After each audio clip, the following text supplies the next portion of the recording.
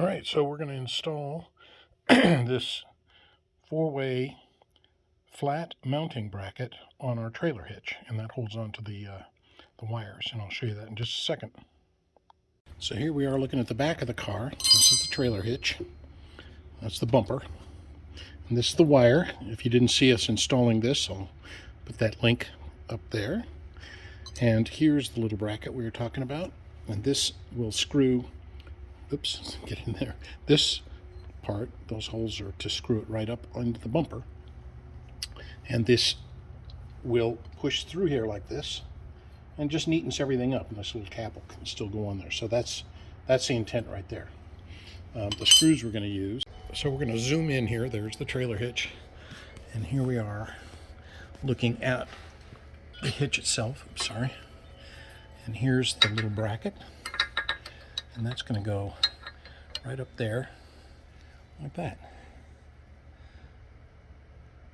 So what we need to do is drill those two holes, and I think you've probably seen people drill holes before, so I don't bore you with that. All right. Well, that didn't work out so well.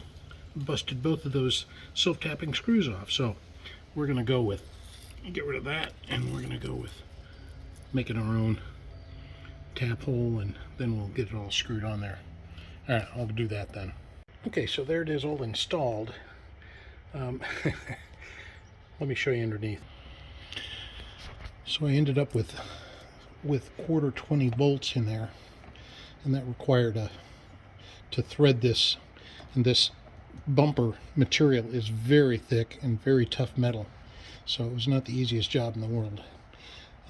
I would recommend that if you're going to put this in, they make a version of this that wraps up around the bumper, has basically a pipe clamp or a hose clamp that goes up around there.